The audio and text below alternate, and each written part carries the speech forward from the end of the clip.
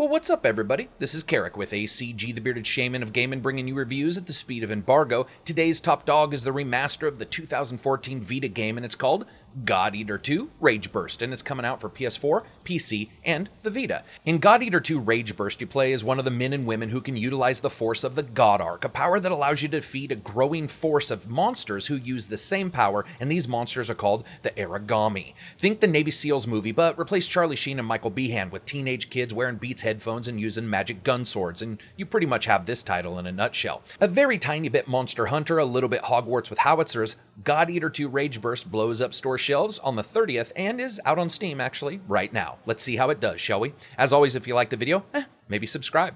So here's the review for God Eater 2 Rage Burst. Golden axe size hammers, the world's smallest main base, and computer assisted clothing changing rooms. Let's do this. Graphics are up first.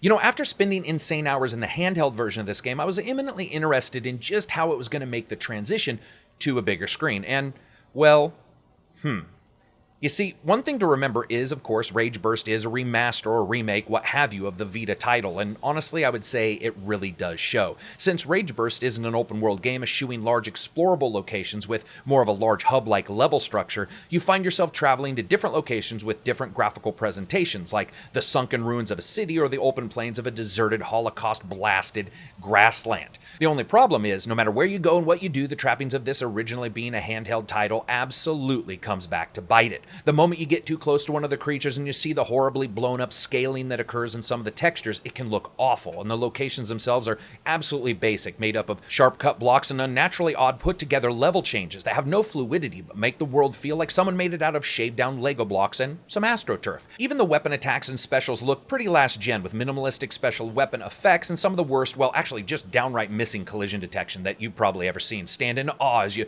swing your weapon at a creature while standing inside its guts.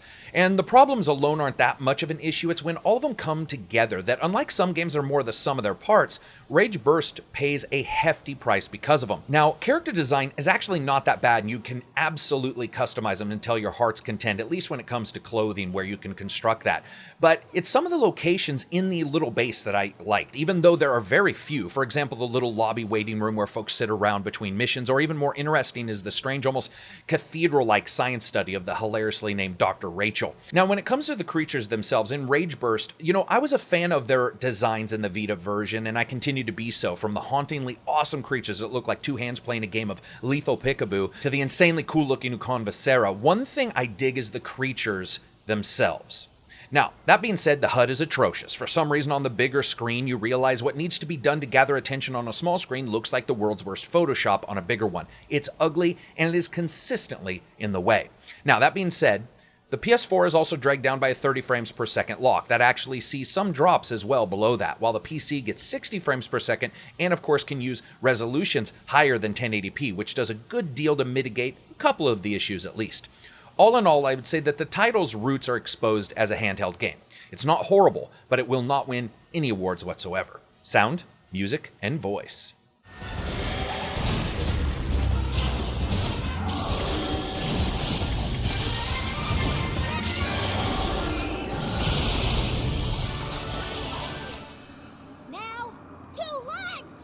Well enough. Well enough. Everyone have a good meal and a good rest back at the den.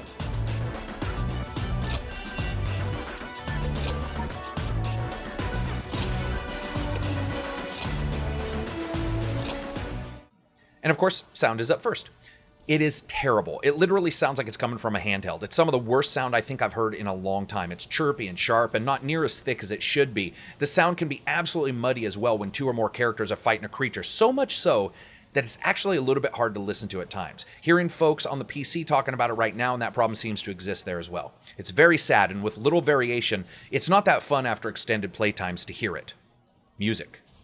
Actually, I still sort of dig this. It's not great, and there are a couple tracks that literally sound like they don't belong, but from the marching upbeat horn-driven main theme in the lobby to the extended versions in the main levels, it's not all that bad. Now, hero horns got to work out for sure, but there are some other choices here and there, and I liked them. In some cutscenes, though, you do get some oddities, like a track that sounds like it's out of a Rock and Roll for Christmas record. It just started playing in the middle of the cutscene, and I was like, wait, did a random movie start playing somewhere? Okay, but weirdly interesting at times. Voice. And now to lunch. Okay, so the voices may not be the best acted, but one of the main characters, a side character, is either going to be hilarious to you or ultimately unlistenable. She cracks me up with the various one-liners about how exciting everything is to her love of everything edible in the game world. Everyone else, not so much, and it's pretty easy to hear that the sound samples are either a lower bit rate or just not recorded very well. Your main protagonist is silent, says nothing, but those around you fill the battles for you with constant sounds, groans, attacks, and one-liners. I would say in the end, it's not great, but some are actually funny, and that's pretty rare in a game like this. Gameplay. So after spending an enormous amount of time in the original, as I stated, I really wanted to see how the gameplay and that core moves to a console, and I have to say, it's done very well. The story basically begins with you learning that you have the ability to control the God Arc, which is basically a weapon system made of biological god stuff. The easiest way to describe these things is if you smashed Conan's sword together with the minigun Jesse the Body Ventura had, and basically inject it with the Matrix of Leadership from Transformers, and you pretty much have that weapon system. Each weapon can be augmented, upgraded, switched out, and changed around, and the amount of types, upgrades, and augments is actually staggering. Within just a couple minutes, you are going to be out there taking on story missions, character missions, training missions, and special select missions that are only available in this version of the game, which I thought was a cool addition. Missions start with you choosing your team from a selection of party pals who have their own weapons and special secondary skills as well. Things like raising everyone's hit points in the team or increasing the action points.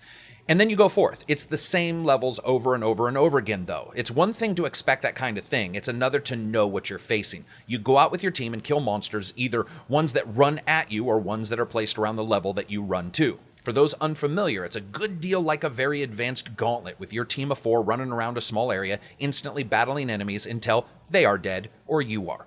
But here's the thing, people. Combat is phenomenal, not in a Dark Souls tit-for-tat way, but in a way that pays homage to a game where someone's walking around with a weapon called a freaking God Arc.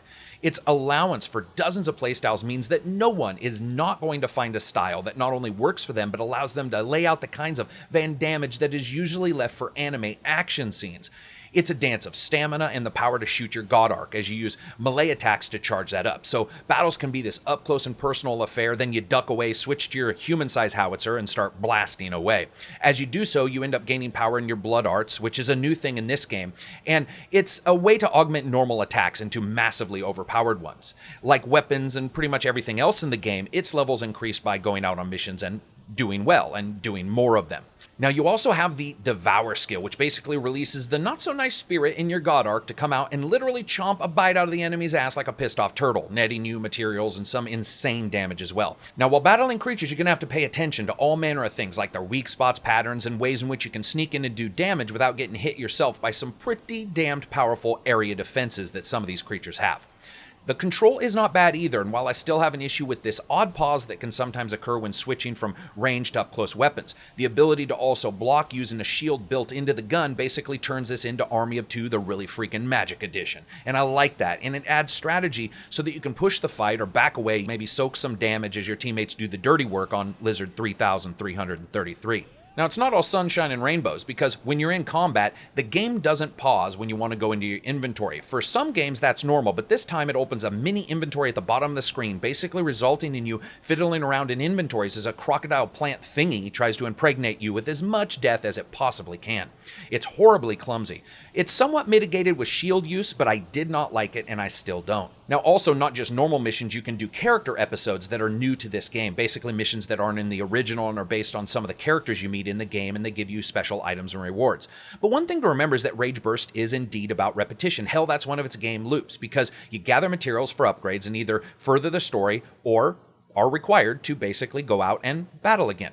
Now, speaking of materials, the game's options for team building is staggering. When in the terminal at the main base, you can upgrade equipment, craft new equipment, take special skills from arcs you found and put them on the ones that you have, destroying them in the process, changing out passive skills from your party, crafting materials from other materials, and of course, just normal inventory management. But the best thing easily is the fact that you can customize your gun's bullets. And when I say customize, I mean you can make your very own style of bullets using environmental bonuses like fiery bullets that bounce from enemies or spin around the battlefield, exploding like Chinese fireworks factories. In fact, it's easily the best part of the game to me, as no other game that I've ever seen really allows that. Now, sadly, armor and clothes are entirely cosmetic in this game, with that being handled by things that are on your god arc. Now, all this customization and altering and upgrading has a purpose, and I think it's important to understand why. Because the game is not Monster Hunter. It's instead like a weird, strange Monster Hunter Lite running at 2 times the speed with its own unique systems in play. It may feel a little bit familiar like that, but it has a lot of its own systems going on. It's an action game with collecting and upgrading as those main actions. And lastly, I have to say this, the game is fully, totally co-op, allowing for 4 total players and even crossplay with the Vita version to battle it out. That is insanely awesome. Fun factor. Okay, listen, you have to like this kind of game to even find it fun. Of course, we can say that about a lot of games, but you have to, because God Eater makes no concessions for you. It's a thickly veiled hack and slash with immensely deep customization and creation tools, but not a great deal of anything outside of that to keep you going and battling. Here's the thing though, what it does, honestly, when it comes to fun factor, it continues to do phenomenally well, and co-op absolutely takes this to another level. Single player is great, works well, and can last you for an incredible amount of time, but to me, co-op is instantly where this game completely shines. Insanely fun. So as you guys know, I rate games on a buy, wait for sale, rent, or never touch it again rating scale. Now, this is a wait for a sale despite the fact of such a high fun factor, and that's because though it has capable content and some excellent gameplay, I'm not 100% sure it's for everybody, and even for myself, I can't really guarantee just how long I'll be playing it. It is a niche game to the utmost, but at the same time, it is one that handles its gameplay in a phenomenally easy way at first, and then building up from there. In fact, it's sort of the opposite in many ways to Dark Souls. This is also a game that has shocking amounts of content, and if you do it co-op, I really can't see anyone being dissatisfied if they know exactly what they're getting into and what that gameplay loop is going to be. Now, if you're not into these kind of games, you need to check it out from someone else, because damn, this thing does not hold your hand. So anyway, that's it for me. I hope you guys liked the review. Give it a thumbs up if you liked it. Check out Twitter and the Patreon. If you dislike it, give it a thumbs down. Peace out and enjoy the rest of your week.